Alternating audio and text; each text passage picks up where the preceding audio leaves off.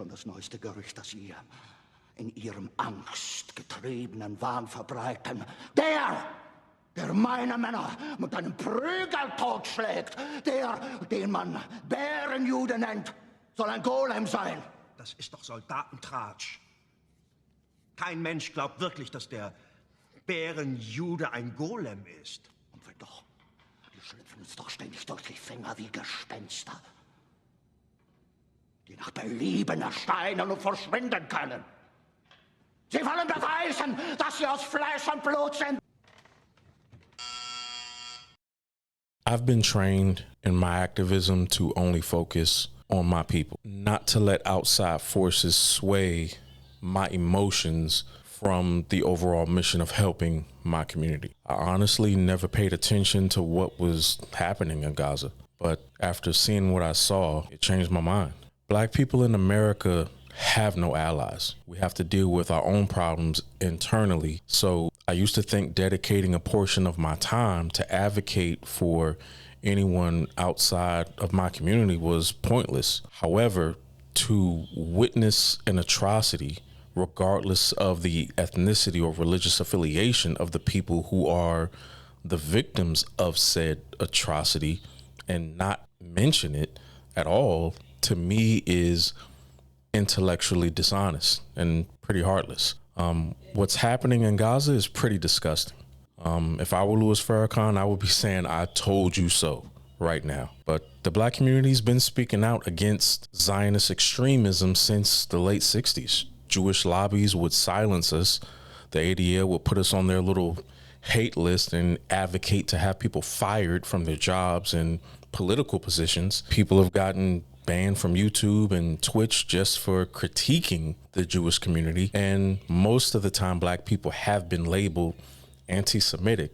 This has been happening for decades. Malcolm X, Mark Lamont Hill, Kwame Ture, Louis Farrakhan, Whoopi Goldberg, Jesse Jackson, Ice Cube, Kyrie Irving, Jay Electronica, Alice Walker, Nick Cannon. Anybody in the Black community that speaks out has been labeled anti-Semitic just for being critical of Israel or Zionism. And look at where we are today. On November 27th, 1947, the UN passed Resolution 181 calling for the partition of the Palestinian territories into two states. Obviously, you know this, one Jewish and one Arab. And they've been getting their asses kicked ever since. I saw a clip on Al Jazeera. I think it was a guy holding up his phone. It looked like the building just got bombed and he was searching for his family, screaming at the top of his lungs. Some people commented on it in the chat. I forgot if it was Facebook or YouTube. They were saying it was propaganda. But I'll be honest, if this is propaganda, they're doing a damn good job. I don't want to get into historical arguments about who was there first. That doesn't matter to me. You have terrorism, you have self-defense, you have war, you have genocide, and then you have flat out colonization.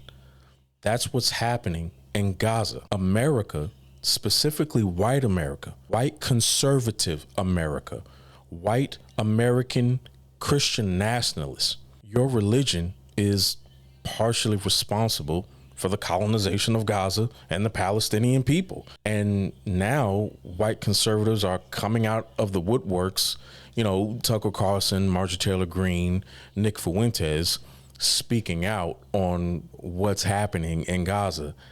And their following is growing and they're being retweeted and streamers are reposting their content like, oh, you guys care about Arabs all of a sudden.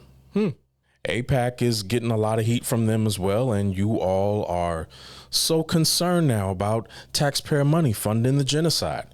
Marjorie Taylor Greene, Tucker Carlson, Nick Fuentes, they don't give a fuck about the Palestinians or the Israelis. What they care about is taxpayer money funding a foreign war.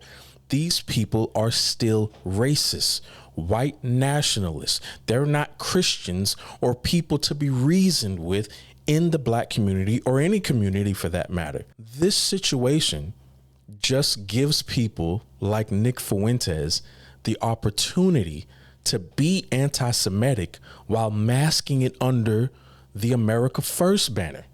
These are all white supremacists. They're all white supremacists. These are just tactics that they use in the West to hide their racism. But anyway, bombing a school is genocide. Denying access to food is genocide. American Christian nationalism is partially responsible for this, for the loss of life all over there. Not black people, not Pookie and Ray Ray. I'm a black nationalist. I love my people, even though sometimes it's not always reciprocated. We're not perfect, but I still love my people.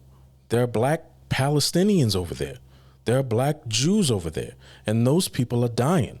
I know you don't care about that. I know you don't. You guys only care about preserving your race more than being an actual Christian, because you're not real Christians.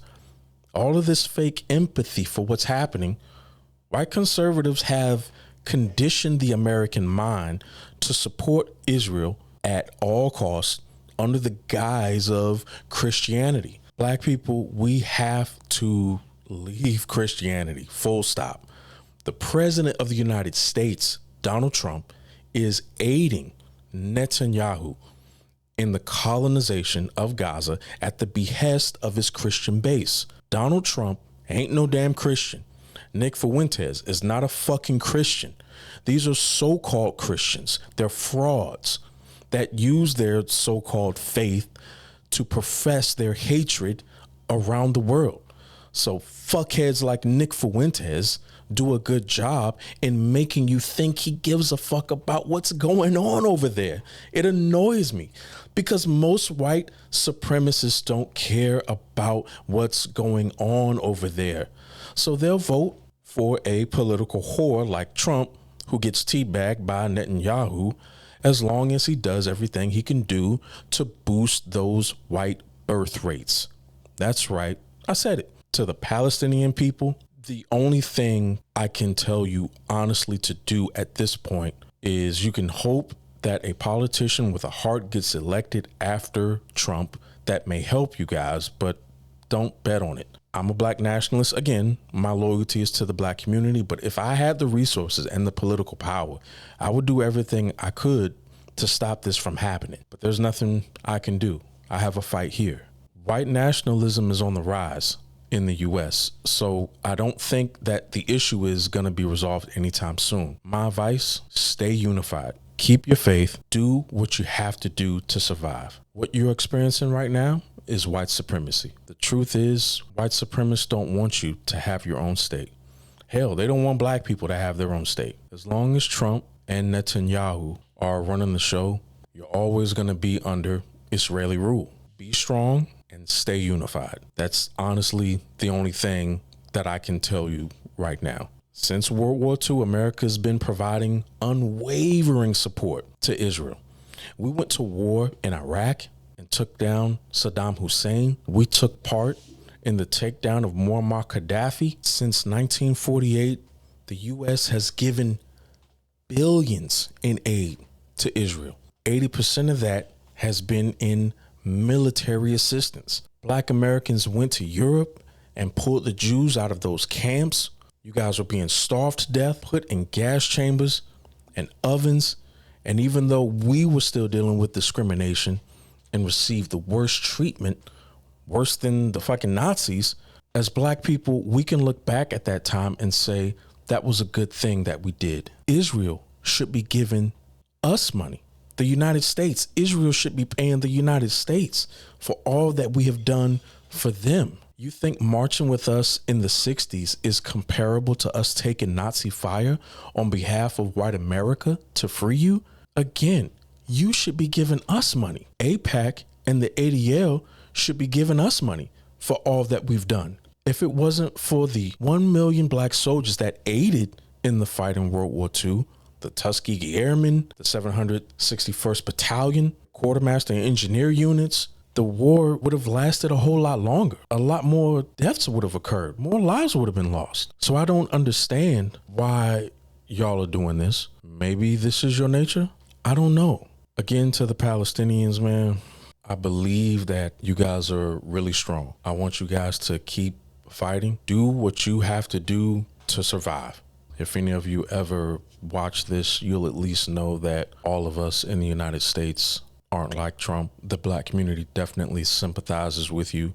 I know you see, some crazy things online, but we definitely sympathize with you. We've been dealing with these people for over 500 years. Again, white nationalism is on the rise here in the West. It's probably not going to get better. It's probably going to get worse. There are a lot of politicians that are distancing themselves from AIPAC, but I can assure you that's only so they have increased chances of getting elected. It has nothing to do with them actually caring about what's going on over there. To the Muslim world, I'll be honest, I'm disappointed. I was expecting a whole lot more from you guys. I'm pretty disappointed in the lack of action, but I get it. United States and Britain would come together and probably wipe you guys out, so I totally understand. White conservatives are perfectly fine supporting a candidate that is okay with your genocide as long as that candidate is doing all that they can do to preserve the white race. Racism in America is really, really devious. They will hurt you even if it means that their people will be hurt too. To all the Muslims, you guys need to be a lot more unified. To Black American community, we have our own issues here in America, but at some point we're going to need some allies. We can't do this on our own.